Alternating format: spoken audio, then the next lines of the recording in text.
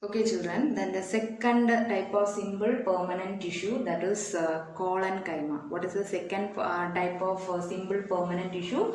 Collencyma. Here the collencyma also, it's derived from the Greek word, and actually you have to write the spelling like this, Kollen. Okay, so that's the actual spelling, and it is translated into Collencyma. Okay, so in Greek it is Kollen. They are saying the word like this. So colon, what is the meaning of colon? Colon means glue.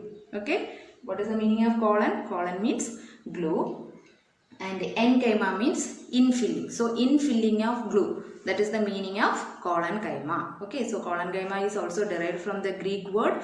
Colon means glue, enzyma means infilling. So infilling of glue, that is the meaning of collencyma. Now let us see about the structure of this collencyma. Like parenchyma, here this collencyma cells also living. They are also, this collencyma cells also living. Okay, like which one? Like a parenchyma, and here they are like which one? Parenchyma. That means living means, you know, here you can see dense cytoplasm, a prominent nucleus, and you can see a large vacuole in the cells of collencyma. So each cells you can see dense cytoplasm, prominent nucleus, and a large vacuole.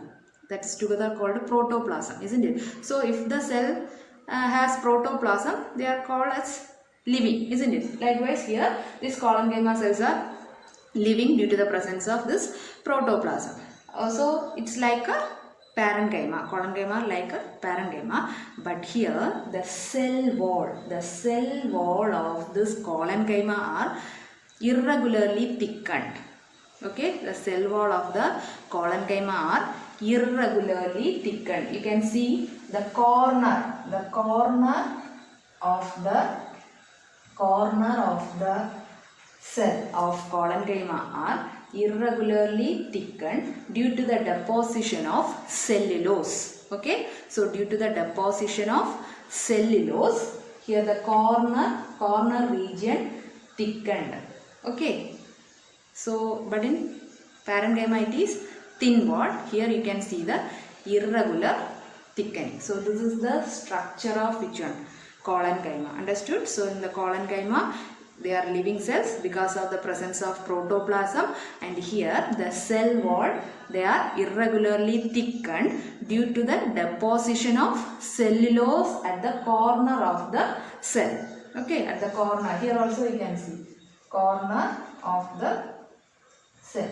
Due to the deposition of cellulose, you can see the irregular. And can you see any intercellular space like parenchyma? No, isn't it? So here you can see less intercellular space, or there is no intercellular space in collencyma. Okay, there you can see a large intercellular space, but here it is tightly packed. Okay, and what is the shape of this collencyma? Actually, it is elongated in shape. So, but here it is polygonal, no? It is the transverse section of this collencyma. Actually, the shape of the collencyma is elongated, and if we take the transverse section, we can see this polygonal shape. Okay, so actually the collencyma are elongated, but they are round shape, oval, isn't it? We can see different shapes.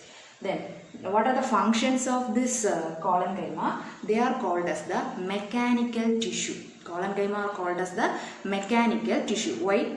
Because it gives flexibility and tensile to the plants. That's why it is called as the mechanical tissue. So, which simple permanent tissue is called mechanical tissue? Yes, the answer is collencyma. Okay, then we can see this collencyma in the root, stem, leaves of dicot plant, and it is absent in one group of plant. Do you know? Have to find and tell it during the discussion. Okay, so collencyma are absent in one group of plants. Which one? I don't know. So you have to find it. Okay, so that's about which one? Collencyma. Now let us see the function here. It gives mechanical support. It gives mechanical support. So they are called as the mechanical tissue, and we can see this in the petiole. You know which one? Petiole. Stalk of the leaf is called a petiole. This is the leaf, and the leaf has a stalk. So stalk of the leaf is called as petiole. So this collencyma we can see in the petiole. And last class I told you know, node and internode. The leaf arising portion is known as node, and that here also. So the space in between the node is called internode. So this portion is called as internode. Okay. So this is present, this collencyma present in the climbers as well as in the tendrils. You know, tendrils are nothing but they are the whip like or tube like or coiled like structure present in the plant, and it gives support to the plants. Example, you know, grapes, there it need on support, so it produce these tendrils because it gives support to the support to the plants, tendrils. So we can see this collencyma in the tendrils as well as in the climber. You know which plant is this? Yes, money plant. It's an example for climber. So we can see this collencyma in the climber. Here the stem we can easily bend it, isn't it? So it does not allow the stem to break while bending, isn't it? It does not allow the stem to break while bending. So we can see this collencyma cells in the tendrils as well as the climbers. It does not allow the stem or tendrils to break while bending or while stretching. Okay, so that's about which one? Collencyma. Then the next one is sclerenchyma.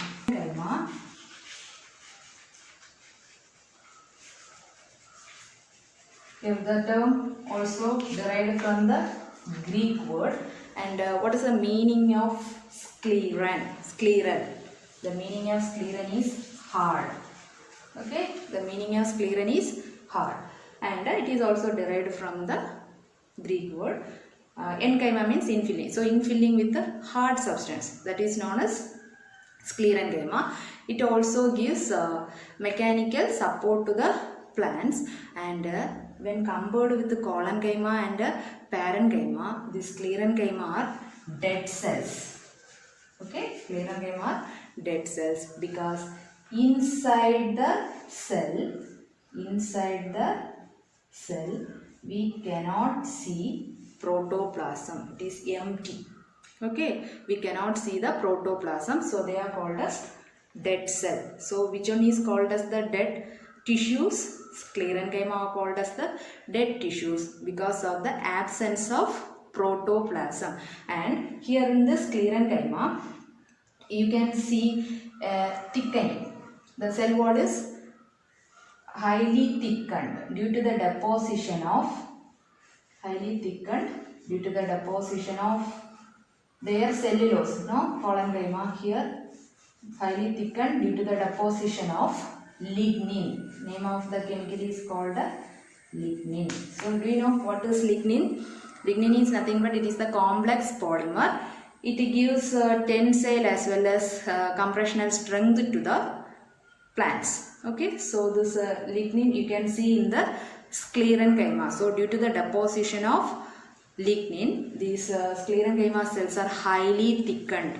Okay, and they are dead cells. Devoid of protoplasm, they are dead cells. Lignins are nothing but they are the complex polymer, and it gives tensile and compressional strength. Now what is the use of this tensile strength? Because of this tensile strength, the plants does not break easily, and the compressional strength helps for the plants cannot buckle easily. So that's the function of that compressional strength and tensile strength. Okay, so lignin is also present there, and inside you can see a large deposition of lignin. So there has a little space is there inside this cell. Okay, so the space inside the cell is very little due to the deposition of this lignin. Inside you can see a very little space. So this is a structure of which one? Sclerenchyma. Also, what is the shape of this sclerenchyma? Yes, it is also elongated in structure. And if you take the transverse section, we can see the polygonal shape of this sclerenchyma, and we can see two types of sclerenchyma cells. Here the sclerenchyma are permanent tissue, and in this sclerenchyma you can see two types of cells. They are sclerites. The first one is sclerites and the second one is fibers. Okay, sclerites and fibers we can see in the sclerenchyma tissue.